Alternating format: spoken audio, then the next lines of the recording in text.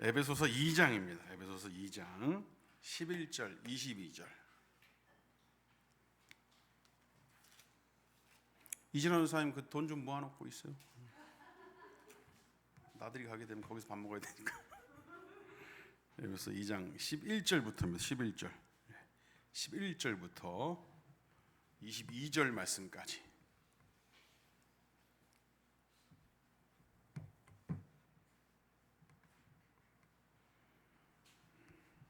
제가 봉독해 올리겠습니다. 그러므로 생각하라. 너희는 그때의 육체로는 이방인이요 손으로 육체에 행한 할례를 받은 무리라 칭하는 자들로부터 할례를 받지 않은 무리라 칭함을 받은 자들이라. 그때에 너희는 그리스도 밖에 있었고 이스라엘 나라 밖의 사람이라.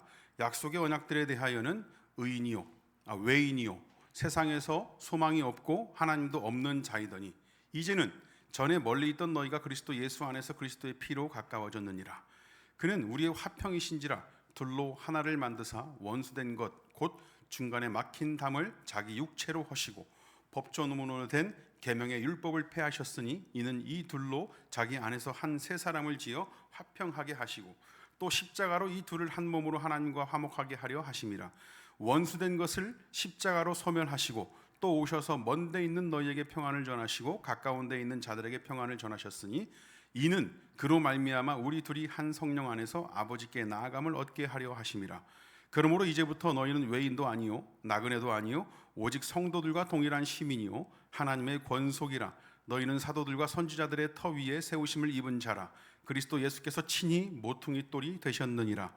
그의 안에서 건물마다 서로 연결하여 주 안에서 성전이 되어가고 너희도 성령 안에서 하나님의 거하실 처소가 되기 위하여 그리스도 예수 안에서 함께 지어져 가느니라. 아멘. 그냥 안경을 벗었어요, 여러분. 글씨가 안 보여가지고. 근데 이렇게 보면 여러분들이 안 보여요. 여러분들이 안 보이고 이렇게 하면 보이고 이렇게 하면 또 안 보이고. 이거 어떻게 해야 돼? 이렇게 여러분 에베소서 2장을 처음 시작할 때 우리의 상태를 말해주셨습니다. 본래 우리가 어떤 자였다고 했는지 기억하세요? 본래 우리가 어떤 자였어요? 본래 어떤 자였다? 허물과 죄로 죽었던 자였다. 또는 본질상 진노의 자녀였다. 그렇죠? 기억나세요? 허물과 죄로 죽었던 자, 본질상 진노의 자녀였던 자. 우리 엄마들의 표현으로는 화상과 원수 뭐 이런 거겠죠, 그죠? 화상이요, 원수다. 그런데 그런 것과는 완전히 차원이 다른 얘기예요. 왜냐하면 화상이요, 원수요 이런 자들은 언젠가 인생 역전에서 보배가 될 수 있습니다. 실제 저희 어머니 말씀이세요. 실제로 저희 어머니가 저희 아버지한테 그런 말씀 많이 하셨습니다. 많이 아프신 뒤로 아버지가 세탁을 도맡아서 하시는 것을 보면서 웬일이야, 요즘 이상해, 많이 변했어. 화상에서 원수에서 완전히 개가천선하셔서 완전히 다른 사람이 되셨다 이 말이죠.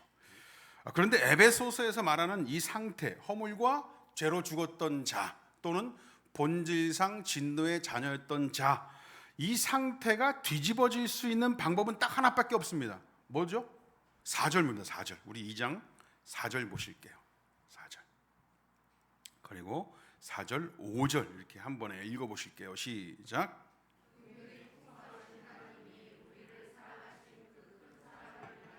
허물로 죽은 우리를 그리스도와 함께 살리셨고 너희는 은혜로 구원을 받은 것이라 라고 했습니다.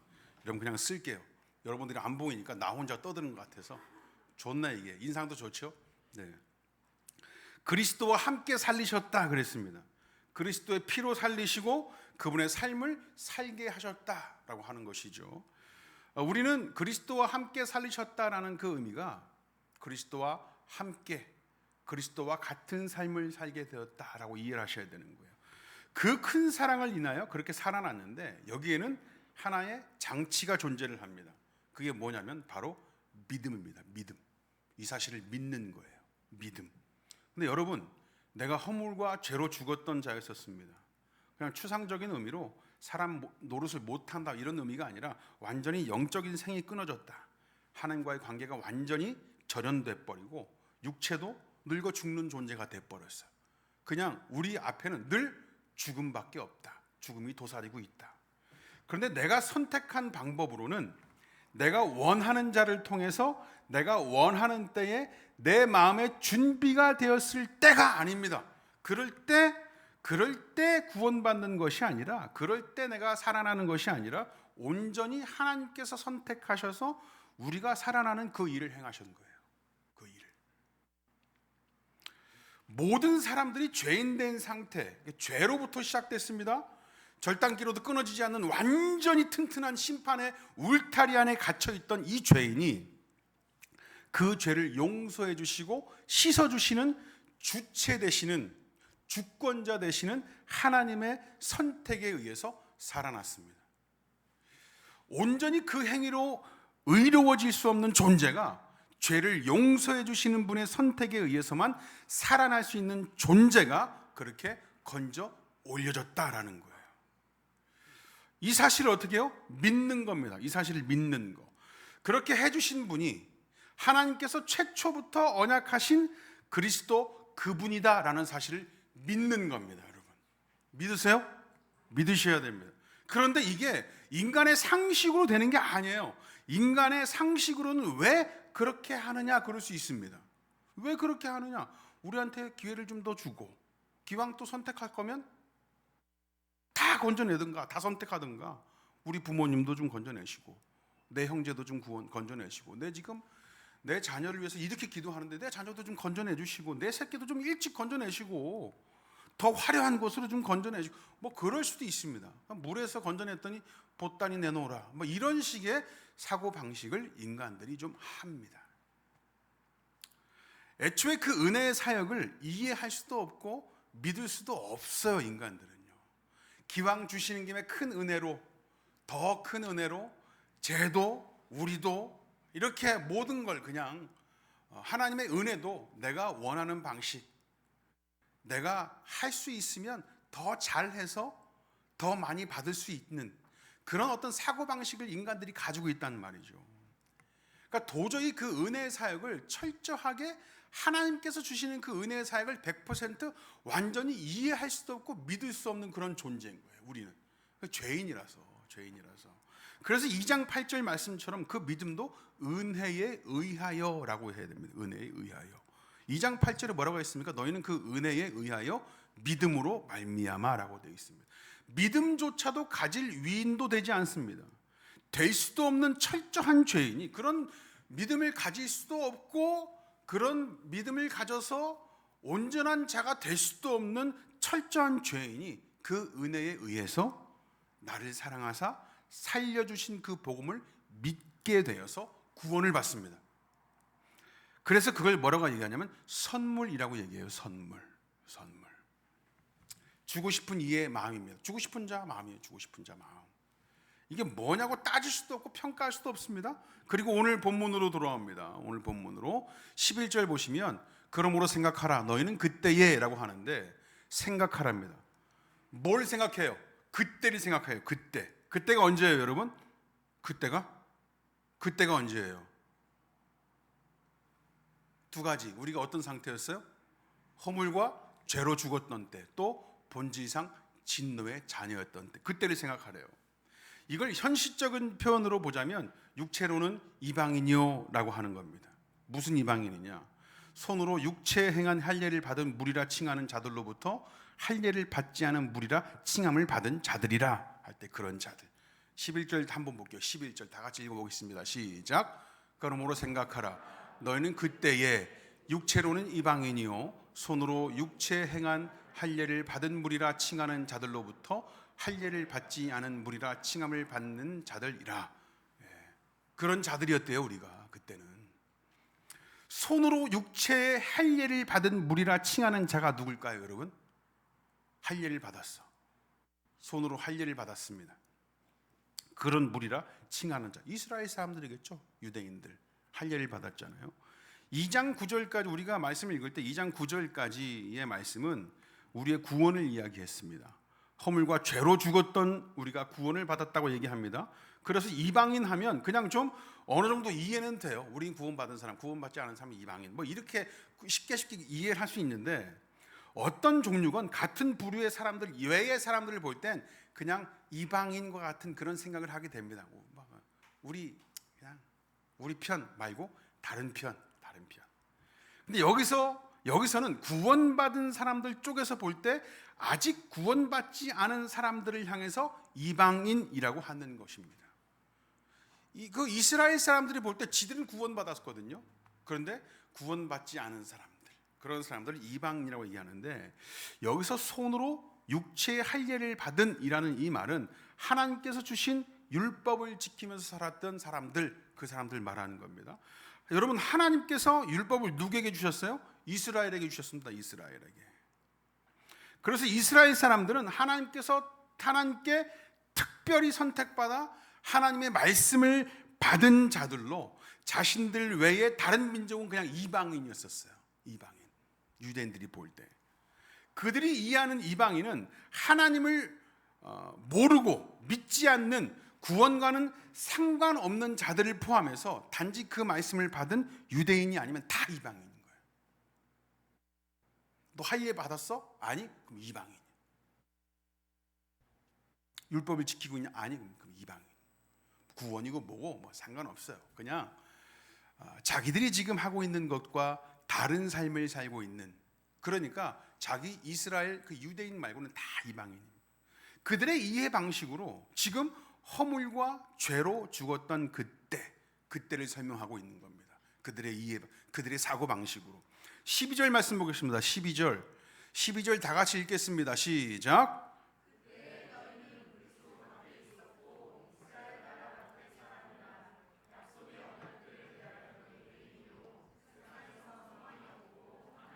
없는 자이더니, 정말 그랬죠. 그때는 아브라함과 야곱과 다윗에게 주신 그리스도에 대한 그 언약과는 전혀 상관이 없던 자들이었습니다. 율법, 그러니까 즉 하나님의 말씀이 뭔지도 모르고, 철저히 아브라함과 다윗과 야곱은 철저히 이스라엘의 조상이기 때문에 그 약속과는 상관도 없고 그 나라 밖의 사람들이었습니다. 그들과 함께 살고 있는 이스라엘은 그리스도라는 소망이 있는데 이방인에게는 없었습니다. 당연히 하나님도 없었죠. 하나님의 존재가 없었다는 게 아니라 그들의 삶에 하나님이 아무런 상관이 없었다는 말입니다. 들어본 적도 없고 뭐 본 적도 없으니 지키지도 않고 하나님과는 아무런 상관이 없는 삶. 그런데 그렇게 아무런 소망도 없이 세상에 존재도 없는 완전한 무존재로 그렇게 죄의 삭신 사망으로 끝나버리는 게 아니에요. 그 사람들도. 왜? 하나님과 아무런 상관없는 삶이 소망도 없는 삶이냐 하면, 이 세상은 하나님께서 지으신 공간이기 때문에 그렇습니다. 이 세상 만물은 하나님께서 지으셨어요. 근데 그 가운데서 하나님을 믿지 않는다? 하나님과 상관없는 삶을 산다? 여러분, 그런데 그렇게 아무런 소망도 없이 세상에 존재도 없는 완전한 무존재로 살다가 가는 것, 그게 사실은 허물과 죄로 죽었던 본질상 진노의 자녀였던 자들의 운명이었었거든요. 그런데 그런 그들에게 엄청난 선포의 말씀이 뒤따릅니다. 엄청난 선포예요. 13절 말씀 보십니다. 13절 다 같이 읽겠습니다. 시작. 예수 그리스도 예수 안에서. 이전에 전에 멀리 있던 너희가 그리스도 예수 안에서 그리스도의 피로 가까워졌느니라. 여러분, 그리스도의 피로 가까워졌답니다. 그리스도의 피로. 그리스도에 대한 약속과는 전혀 상관이 없던 그리스도 밖의 사람들이었어요. 그리스도 밖의 사람들. 그러나 그리스도가 세상에 오시고 그리스도가 피를 흘려 돌아가심으로 전혀 상관없는 자들이 그리스도 안에 들어오게 되었습니다. 그리스도와 전혀 상관없이 살다가 심판받아 영영 죽을 우리가 어느 순간 하나님의 자녀가 그렇게 되어 있는 거예요. 하나님의 자녀가. 참 이게 무슨 얘기냐면, 제가 달달한 인절미하고 가래떡을 상당히 좋아합니다. 달달한 인절미와 가래떡. 우리 가래떡에 이 김을 말아가지고 이렇게 먹으면 되게 맛있잖아요. 그렇죠? 6살 때쯤인가 제가 외갓집에서 잔치가 있어서 놀러 간 적이 있었다고 합니다. 저 들었어요, 얘기를. 기억하지는 않고, 그러니까 어른들이 잘 보지 못하는 중에 제가 갑자기 쓰러져 있는 걸 형이 발견했고, 삼촌인지 저희 아버지인지 모르겠는데 저를 들쳐업고 동네 뭐 한의원 의원 막 쫓아다니면서 문 열어달라고, 우리 아들 살려달라고, 뭐 진혁이 살려달라고 막 이렇게 해서 겨우 이제 그 의원 앞에 데려다 놓고 어떻게 조치를 취해서 살아났답니다. 그래서 이게 뭘 먹다가 목에 걸린 것 같다. 그래서 빼서 이제 살려나긴 했는데, 가만 자세히 보니까 먹다가 목에 걸린 게 아니라 워낙 맛있으니까 먹다 꽉 차서 이렇게. 그래서 고생을 좀 했대요, 그분이. 그러니까 자꾸만 상에 가서 올려져 있는 가래떡이나 인절미를 양껏 먹다가 그렇게 된 건데, 저는 그걸 하나도 기억하지 못합니다. 시간이 지나서 너 그때 그렇게 해가지고 살아났다 얘기를 하고 있으니까. 제가 각각류 알러지가 있지 않습니까? 예전에 중학교 때 이 상한 게가재를 먹고 고생을 심하게 한 뒤로 생긴 것인데, 아마 6살 때 그 떡 때문에 생긴 일을 분명히 기억하고 트라우마로 가지고 있었다면, 각각류 알러지가 생긴 그 이유처럼 트라우마로 강력하게 기억하고 있다면 지금 인절미나 가래떡을 못 먹고 있겠죠. 근데 지금도 여전히 좋아요. 지금도 이렇게 막 가득 차고 있는지 잘 모를 정도로 막 먹을 정도로 되게 좋아하거든요. 여러분, 허물과 죄로 죽었던 그때의 이방인이었던 우리 그리스도 밖에 있어 소망도 없고 하나님도 없던 우리가 그리스도의 피로 그 안에 있게 된 사건이 우리가 원해서 있었던 사건이 아니라 우리는 전혀 알지도 못하는 중에 구원을 얻게 된 사실입니다. 하나님께서 선택하셔서 구원하셨다는 말이에요. 우리가 알지도 못하고 원하지도 않았다. 그러니 나는 구원받지 않겠다 할 수 없습니다. 그리스도 밖으로 가겠다 할 수 없어요. 6살 때 내가 알지도 못하는 중에 왜 먹던 떡을 빼내서 나를 왜 살려냈어? 라고 할 수 없듯이, 내가 살아나고 구원받은 그 자리에 있다 보니 영영 그렇게 죽어버려도 몰랐을 내가 구원받아 살아난 이 은혜가 감격스러워야 됩니다. 우리가 이스라엘처럼 처음부터 율법을 알았던 것도 아니고, 죄 지을 때마다 그 법대로 죄사함과 회개의 제사를 늘 올리던 자들도 아니었습니다. 구원이라는 이 약속 안에 있던 이스라엘, 이 이스라엘과 우리는 율법이라는 강력한 담벼락에 철저히 구별되고 구분된 자들이었습니다. 그러나 우리의 화평 되신 그리스도께서 중간에 그 막힌 담을 자기 육체로 헐어버리시고 원수가 된 그것을 십자가로 완전히 소멸하셨습니다. 왜 그렇게 하셨어요? 18절입니다. 18절 다 같이 시작.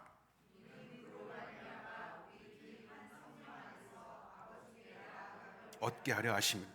여러분, 이전에는 이스라엘과 같이 율법을 지킴으로 그것을 고수하여 그것을 무기로 하나님을 안다고 했고 믿는다고 했고 그분의 백성이라고 했지만, 이제는 그리스도의 피로 하나 된 우리에게 보내주신 성령을 통해서 하나님께 나아갈 수 있게 그렇게 됐습니다. 그것을 위함이고 그것을 믿게 하기 위함이다라는 겁니다. 그러니까 그 무엇도 그 옛날의 이스라엘처럼 나 하나님의 백성이야, 나 율법 지키고 제사 지내고 있어, 안식일 거룩하게 지내고 있어, 이런 걸로 자랑할 수 없어요. 하나님의 백성 된 것, 하나님께 선택받은 것 자랑할 수 없습니다.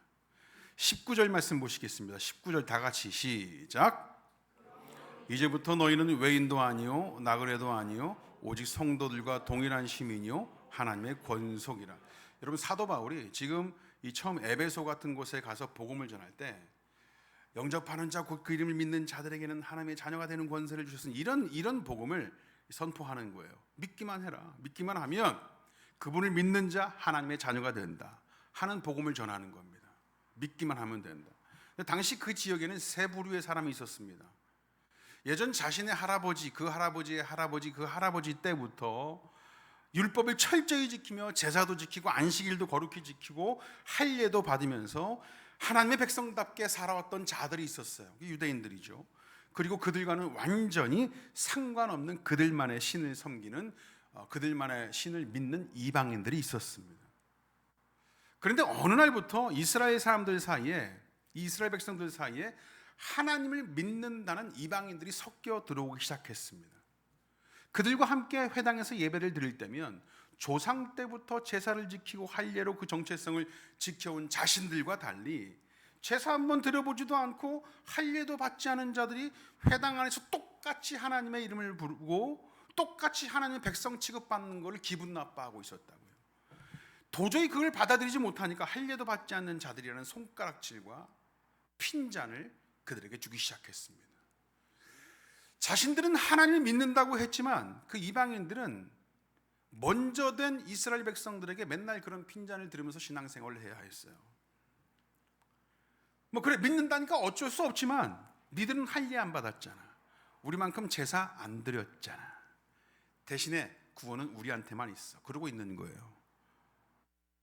그럴 때 사도 바울이 등장을 해서 복음을 전합니다. 그 둘 사이에 막힌 담을 허셨다라고 합니다. 그 둘 사이를 가로막고 있던 율법, 그 담을 허물어 버리셨다. 그리스도의 피로 허물어 버린 그리스도의 피, 그 그리스도를 믿기만 하면 구원을 받는다. 이거 엄청난 선포인 거죠. 이런 복음의 선포가 그들 앞에 선포되어졌습니다. 오히려 이방인으로 손가락질 받는 자들이 환호하며 복음으로 들어오는 거예요.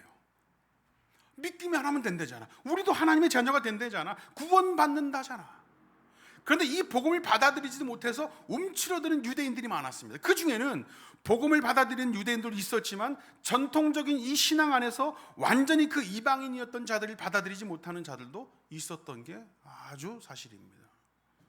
아무것도 아닌 자기들도 하나님께 선택되어서 백성된 자들이면서 지들이 뭘 해서 백성된 게 아니라 하나님께서 선택하셔서 백성된 자들이면서 자기들이 하나님 말씀을 선택하여 지켜서 된 것이 아니라 백성으로 만들어주셔서 지켜 행하는 내용이고 흔적이면서 지들이 행하는 게 자신들을 선택하셨던 것과 같이 자기들이 이방인이라고 부르는 자들을 같은 테두리 안으로 불러주시니까 그건 인정 못하겠다고 까불고 있는 거예요. 적어도 나 정도는 해야지. 적어도 나 정도는. 우리 할아버지 때부터 몇 대에 걸쳐 수백 년 수천 년을 이렇게 지켜왔고 나도 내 인생 50년 동안 이렇게 지켜왔다고. 나도 너 그 정도 안 했잖아. 나 정도 말씀은 외우고 나 정도 성경 공부는 좀 하고 나 정도 헌신은 하고 인정받아야지. 내가 고생하고 견뎌온 만큼의 내용도 없는데 나와 같은 자리에 있게 되는 타인을 보면 못마땅해 하는 거야. 못마땅해 한다. 교회 안에서도 그럴 수 있어요, 여러분. 내가 헌신해오고 우리 교회 개척한 지 10년 되는데 우리 교회는 그런 분 없습니다. 이런 얘기하면 우리 교회 그런 사람 없다고 저한테 그런 분들 계시거든요. 그런 분들 있어서 얘기하는 거 아니에요, 여러분. 저를 오해하지 마세요. 우리 교회는 그런 분들 없는 줄 압니다. 이 터줏대감으로 교회에서 좀 이렇게 있고 싶어하는 분들도 있어요. 외부에서 들어와서 더 헌신하고 더 드러나고 막 그러면 못마땅해 하는 분들도 있어요. 이스라엘 백성들이 그랬던 것처럼 그런 자들한테 선포됩니다. 20절 말씀 볼게요. 20절 다 같이 시작. 입은 자라 예수께서 친히 모퉁이 돌이 되셨느니라. 여러분 여기서 이 중요한 단어가 뭐가 있을까요? 중요한 단어. 터 위에 세우심, 또는 모퉁이 돌 이럴 수 있는데 제가 볼 때는 친히입니다. 친히. 어제 지금 엄청 따라하면서 막 체크하시네. 친히. 유대인이나 이방인이나 자신들에게 나올 만한 어떤 구분이나 또는 한 몸으로 화목해야 될 가능성도 없으나 누가? 그리스도께서 친히 그 기초인 모퉁이 돌이 되심으로 사도들과 선지자들이 전한 복음이란 그 터 위에 세워진 존재가 되었답니다. 그렇게 우리는 성전이 되어가고 하나님의 거할 처소가 되어가는 겁니다. 우리의 기초는 예수 그리스도인 거예요. 우리가 먼저 됨, 우리가 알고 있는 지식, 우리가 경험한 경륜, 연륜, 그 어느 것도 우리의 성전이 되어가고 하나님의 거할 처소가 되어가는 데에 아무런 소용없습니다. 오로지 친히 모퉁이 돌이 되신 그리스도가 우리의 기초가 되시는 것이고, 그분 위에서 성전이 되어가고 하나님의 거할 처소가 되어가는 겁니다. 우리는 그런 사람입니까? 친히 행하는 그리스도를 따르는 자들인가요? 아니면 친히 내 것을 자랑하고 내 성을 쌓는 자들인가요? 교회는 그리스도를 따르는 공동체입니다. 친히 모퉁이 돌이 되신 그리스도를 따르는 공동체. 그런데 여러분, 많은 교회가 예수님이라는 리더를 모델로 세워놓고 세상의 리더가 되고 교회의 리더가 되고 공동체의 리더가 되고 직장의 리더가 되고 학교의 리더가 되기 위해 모입니다. 그것을 보고 배우고 익힙니다. 리더가 되는데 혈안이 되어 있습니다. 예수 그리스도께서 친히 피 흘려주심으로 저 구석에 모퉁이 돌이 되시고 기초가 되시고 낮아지시고 헌신하심으로 희생하심으로 우리가 성전되어 가게 하시고 하나님의 거할 처소가 되어 가게 하시는 그 예수님의 그 헌신은 배우려 하지 않습니다. 그래서 하나님과 본체시나 동등됨을 취하지 않으시고 오히려 자기를 비워 종의 형체를 가지사 사람들과 같이 되신 그분의 삶을 본받고 따르는 곳이 교회여야 한다는 겁니다. 이 사실을 가슴에 품고 사는 우리가 됐으면 좋겠습니다. 기도하겠습니다. 하나님 감사합니다.